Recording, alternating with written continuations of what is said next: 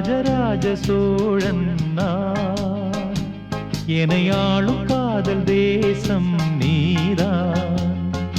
ராஜராஜ சோழன் நான், எனையாளும் காதல் தேசம் நீதான். பூவே காதல் தீவே, மண் மீது ஸ்வர்க்கம் வந்து பெண்ணாக ஆனதே, உல்லாச பூமி இங்கு உண்டானதே.